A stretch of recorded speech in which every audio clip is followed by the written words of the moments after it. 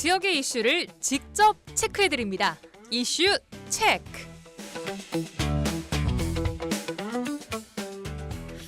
네, 오늘도 이슈 체커 이미지 리포터와 함께하겠습니다. 어서 오세요. 네, 안녕하십니까. 네, 안녕하세요. 자, 오늘은 어떤 이슈 체크해 오셨습니까? 네, 오늘의 이슈 체크. 줄어든 헌혈로 인한 혈액 수급 위기 체크해봤습니다. 네, 혈액 수급 위기. 누군가의 생명을 살리는 소중한 행동, 바로 헌혈입니다. 네, 근데 저만 해도 헌혈을 언제 마지막으로 했는지 기억이 좀 가물가물할 정도로 최근에는 헌혈을 거의 안 했던 것 같은데 맞아요. 헌혈이 좀 줄면서 혈액 수급에 상당한 어려움이 좀 있다고요. 네, 이 혈액은요 인공적으로 만들 수 있는 게 아닙니다. 바로 누군가의 헌혈로만 공급이 가능하고요. 또 혈액은 장기간 보관이 어렵기 때문에 매일 5일분 이상 보유가 안전합니다. 예. 그런데 전국적으로 이 헌혈이 줄어들면서요 보유할 수 있는 혈액의 양이 부족한 상황입니다. 예. 오늘 0시를 기준으로요 이 4.81분입니다. 남아있는 혈액 보유량이요. 네, 맞습니다. 지난주는 금요일에 3.71분이었거든요. 좀 오르긴 했습니다. 하지만 아직도 관심 단계이긴 합니다. 예, 근데 또 지역이 조금 더 상황이 심각하다고요. 네, 맞습니다. 이 광주 전남 지역의 혈액 보유량 역시 크게 오르지 않으면서 혈액 수급에 비상이 걸렸습니다. 예.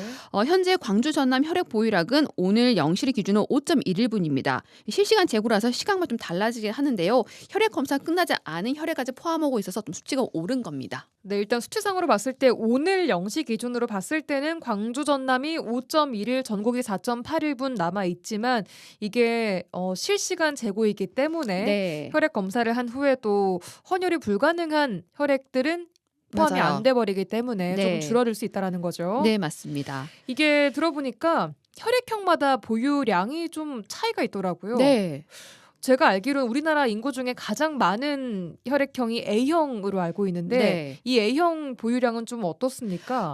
현재 전남 광주 지역의 경우요. O형은 4.11분, 예. A형은 3.21분, 어. B형은 8.31분, AB형은 5.91분 소유하고 있습니다. 예. 이 혈액형별 편차는요. 이 혈액원의 보유분과 또 병원 보유분의 비율이 달라져서요. 항상 차이가 있을 수 있습니다. 매일 예. 똑같진 않아요. 예. 하지만 A형과 O형의 혈액 보유량이 현저히 적은 것은 사실입니다. 네, 저도 혈액형이 A형이긴 한데 저는 O형입니다. 저희가 좀 이 많은 혈액형이에요, 네, 사실. 맞아요. 네.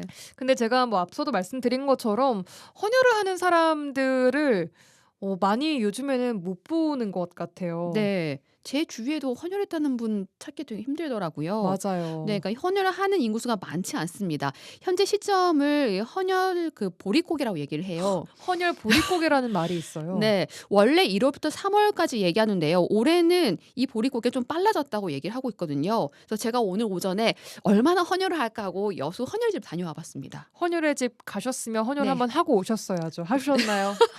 저는 취재차 헌혈을 하려고 그 반팔까지 입고 갔어요. 네. 근데 건강상의 이유로 헌혈을 할 수가 없었거든요. 아, 그러니까 헌혈 경우에도요. 누군가에게 건강한 혈액을 전달해야 하는 것 때문에 헌혈자의 건강이나 또 혈액 상태가 일반 기준보다 좀 높다고 해요. 네, 그래서 그런 것들 때문에 뭐 혈압이나 또 당일의 그 몸 상태에 따라서 헌혈하지 못한 경우도 많기 때문에 저도 오늘 도전했지만 실패했습니다. 네, 마음 많은 헌혈을 하고 오신 네, 걸로. 네.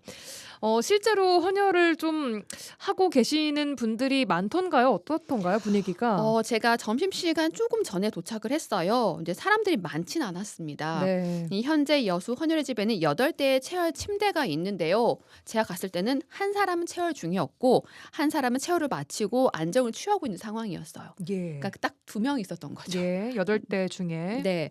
예전 같으면요. 체열 침대 평균적으로 한 3-4명은 있었는데 지금은 많이 줄었다고 얘기를 했습니다. 그렇군요. 네, 또 체열을 하고 있는 헌혈자들도요. 대부분 처음이 아니라 자주 헌혈을 했던 다수 경험자들이었어요. 그러니까 처음 했던 분들은 거의 없던 거죠. 그래서 이 헌혈을 올 때마다 헌혈자의 수가 되게 줄어든다라고 느낀다고 얘기를 하고 있어요. 그렇군요. 네, 또 자신의 헌혈로 누군가를 도울 수 있는 보람을 느끼는 만큼 많은 사람들이 이 헌혈에 동참했으면 좋겠다는 바람이었습니다. 저는 한 달에 한 2번 정도 하는 것 같아요. 저도 평소에는 잘 안 했어가지고 뭔가 그거에 대한 심각성이나 이런 게 뭐 뉴스에서 안 보이니까 뭐 사실 별 생각 없었던 것 같아도 딱히 막 그런 헌혈에 대한 거는 심각하게 생각하진 않는 것 같아요. 보면 거의 텅 비어 있는 것 같아요.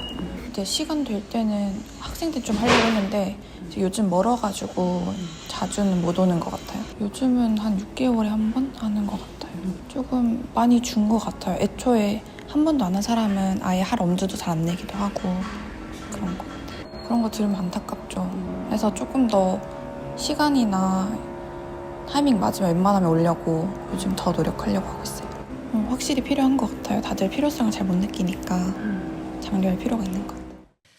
네, 오늘 여수 헌혈의 집에서 헌혈을 하고 계셨던 감사한 분들 인터뷰 좀 들어봤습니다. 네. 그러니까 말씀 주신 게 헌혈을 처음 하기 위해서 내 발로 헌혈의 집을 찾는 사람은 적다라는 거죠. 많지 않다는 거죠. 그러니까 주기적으로 헌혈을 꾸준히 해 오셨던 분들이 계속적으로 헌혈을 하는 경우들은 많은데 네.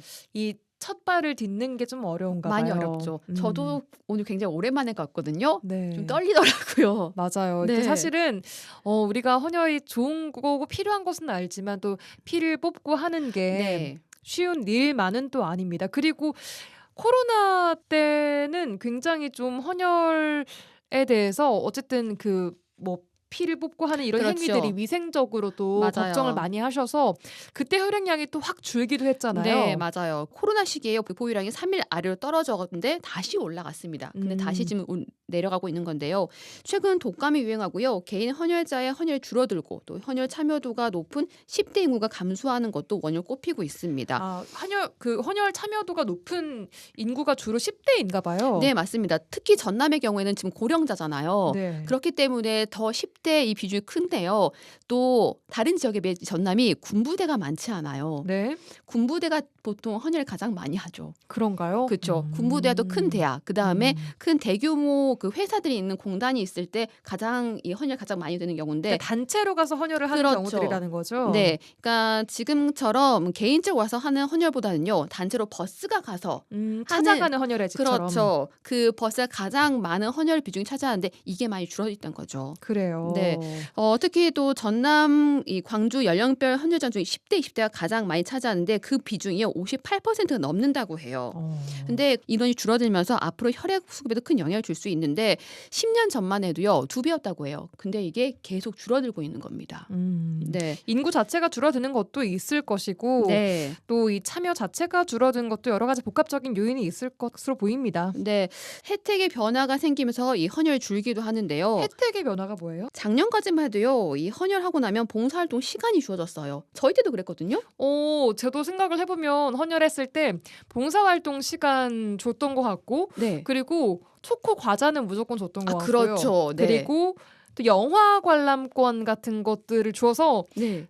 돈이 없던 학생 때는 헌혈의 집 가서 다 같이 이렇게 맞아요. 헌혈을 하고 나서 그거 받아서 네. 과자 하나 먹고 영화 보고 또 봉사활동 시간도 주고 이랬던 걸로 기억이 나는데 저는 첫 그 헌혈했을 때 차가 학교로 와서 헌혈했었어요. 고등학생 때 네, 맞아요. 네. 근데 그때 생일자만 할 수 있고 생일 안 된 친구는 할 수가 없었어요. 아, 저는 네. 했는데 제주가 못한 친구가 있었어요. 네. 근데 그때 저희가 초코 과자 6개 들어있는 그 상자를 줬었거든요. 네. 그 친구 못 먹잖아요. 그래서 저 놀린 적이 있어요. 그래요. 그때만 해도 막 네. 그런 게 너무나도 네, 좀 추억처럼 기억이 남아 있는데 맞아요. 요즘 학생들은 그런 혜택을 못 받나요? 네, 맞아요. 봉사활동 시간이 주어지지도 않고요. 그 저희가 그렇게 많이 활용했던 영화 관람권도 이제는 중단이 됐습니다. 올해부터 이 영화 관람권을 주지 않고 있어요. 그렇군요. 네. 그럼과 동시에 또 의료 현장에서는 혈액이 점점 더 많이 필요한 이유가 또 전공의 집단 사직으로 미뤄졌던 수술들이 정상화되면서 혈액 수요가 좀 늘고 있다고요. 그만큼 절실한 상황은 맞는 것 같습니다. 그래서 광주 전남 혈액원에서는요 다양한 방안들로 헌혈에 동참할 수 있게 독려하고 있습니다. 네. 현재 여수와 순천 헌혈의 집에서는요 기존에 남아있던 영화 교환권을 또 이용을 해서 혜택을 주고 있는데요. 전국에서는 할 수 없지만 이 지점 여수 순천에서만 이벤트성으로 제공하고 있습니다. 영화 관람권 교환권을요. 네. 예. 또 고등학생들의 헌혈 동참을 위한 홍보를 노력하고 있는데요. 대한적십사 광주 전남 혈액원 홍보과 임광 과장 인터뷰입니다. 지금 이제 10월 초에 이제 추석 이후에 이제 학생들의 중간고사 그리고 수능 관련해서 면학 분위기 조성 때문에 고등학교에서 좀 헌혈이 잠깐 좀 중단되었다가 지금 수능 이후로는 고등학교 헌혈이 지금 지속되고 있고 여수 순천 지역에도 계속 헌혈이 꾸준히 이루어지고 있습니다. 저출산으로 이제 헌혈 인구가 줄어들긴 하지만 생애 첫 헌혈이 중요합니다. 그래서 특히 고등학교 1학년들이 생일이 지나면 만 16세 되면 헌혈이 가능한데요. 그래서 저희가 생애 첫 헌혈자 모집을 위해서 생애 첫 헌혈자 대상으로 네임택을 이제 증정하는 이벤트도 하고 있고요. 그다음에 여수시에서는 여수 사랑 상품권을 조례에 의해서 지금 지급을 하고 있습니다. 네, 대한적십자사 광주 전남 혈액원 홍보과 임광 과장 인터뷰 듣고 오셨는데요. 말씀하신 것처럼 여수 지역에서는 생애 첫 헌혈자에게 여수사랑 상품권 10,000원권 네. 지급하고 있다라는 점 네. 다시 한번 정리를 해드립니다. 네. 그래서 한 번도 헌혈해 보시지 않으신 분들 이번 기회에 좀 용기 내셔서 네. 동참하시면 참 좋을 것 같아요. 필요한 시기이기도 하고 누군가의 생명을 살리는 정말 필요한 행동이니까요. 네. 이 헌혈 비수기인 겨울철을 앞두고요. 이 지역의 안정적인 혈액 수급을 위한 헌혈 참여 관심이 절실해 보입니다. 네, 오늘 이미지 리포터와 함께했습니다. 고맙습니다. 네, 감사합니다.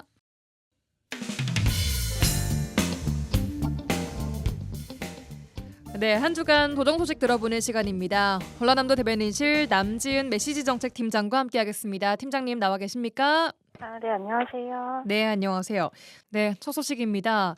어려움을 겪고 있는 광양시가 정부로부터 산업위기 선제 대응 지역으로 지정이 됐습니다. 이에 대해서 전남도 또한 환영문을 냈더라고요.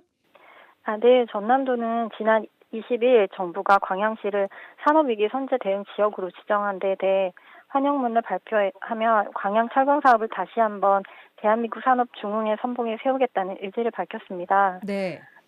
이번 지정은 지난 5월 여수시의 지정과 함께 전남 동부권 전체의 위기 대응 기반이 한층 강화됐다는 점에서 의미가 큽니다. 네.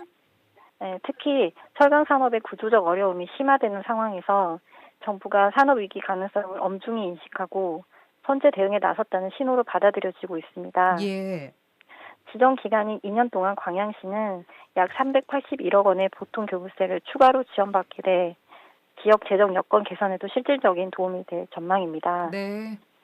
김영록 지사는 환영문을 통해 이번 지정을 계기로 철강 중소기업 금융 지원, 지역 상권 활성화, 고용 안정과 인력 양성, 노후 산업단지 재생 등 실질적인 지원 정책을 강화해 산업 경쟁력 회복과 미래 산업 기반 마련에 속도를 내겠다고 강조했습니다. 예, 알겠습니다. 네. 반가운 전남 동부권 소식부터 좀 들어봤고요. 두 번째 소식입니다. 최근 광주 민간 군공항 통합 이전 관련 대통령실 주재로 주요 관계기관이 한자리에 모여서 사전 협의를 진행했다고요. 어떤 내용이 좀 나왔습니까? 네, 그렇습니다. 지난 19일 대통령실 김용범 정책실장 주재로 광주 민간 군공항 통합 이전 추진을 위한 사전 협의가 진행됐습니다. 예. 이번 회의는 지난 6월 이재명 대통령이 광주 전남 타운홀 미팅 중 약속한 대통령실 주관 군공항 이전 6자 협의체 구성을 앞두고 마련된 자리로 네. 그동안 각 기관이 제기된 쟁점을 논의하고 주요 현안에 대한 상호 입장을 공유하는 자리였습니다. 예.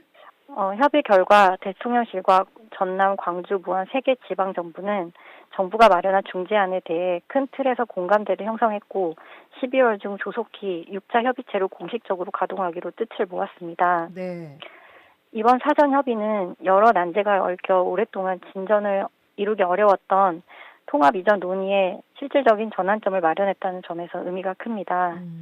앞으로 전남도는 정부, 광주시, 무안군과 긴밀히 협력해 통합 이전이 성공적으로 추진되도록 모든 행정 역량을 집중해 나가겠습니다. 예, 알겠습니다. 다음 소식 바로 듣겠습니다.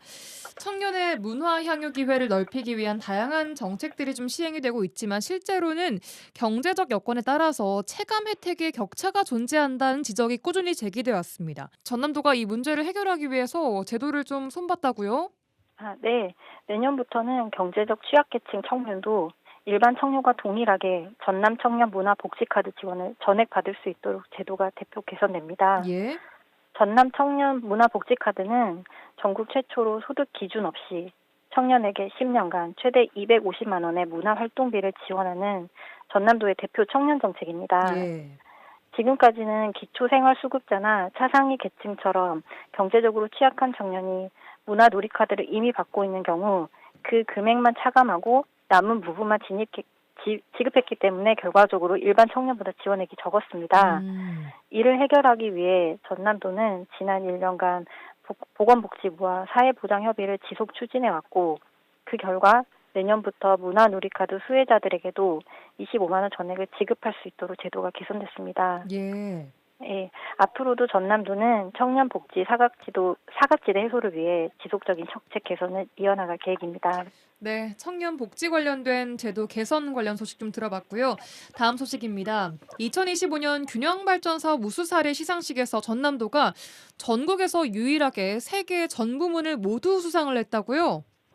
네, 전남도가 대통령 직속 지방시대위원회가 주관한 2025년 균형발전 사업 우수 사례 평가에서 전국에서 유일하게 전 부분을 수상하며 3관왕을 달성했습니다. 예. 먼저 시도 평가 부분에서는 공정한 자체평가 체계 구축과 성과 예산 관리의 우수성이 인정돼 17개 시도 중 최우수 지자체로 선정됐습니다. 예. 지역 자율개정 부분에서는 노후 상수도 정비 사업을 통해 단수 위험을 해소한 점, 그리고 곡성 한평 농산어촌 개발 사업의 정주 여건 개선 성과가 인정받아 우수 사례로 선정됐습니다. 네. 또한 시행계획 부분에서는 광주 전남 초강역권 발전 계획 중 지역 혁신 인재 양성 사업이 미래 전략 사업을 이끈 핵심 인재 양성 체계를 구축했다는 평가를 받았습니다. 네. 이번 3개 부분 석권은 전남도가 추진해온 균형 발전 정책이 실질적인 변화를 이끌어내고 있다는 명확한 성과입니다. 전남도는 앞으로도 5극 3특 초강역 협력체계 강화, 지역 특성 기반의 전략사업 추진, 주민이 체감하는 성과 확산을 통해 국가 균형 발전을 선도하는 전남으로 도약할 수 있도록 최선을 다하겠습니다. 네, 여기까지 듣겠습니다. 전남도 대변인실 남지은 메시지 정책팀장과 함께했습니다. 오늘 말씀 고맙습니다. 감사합니다.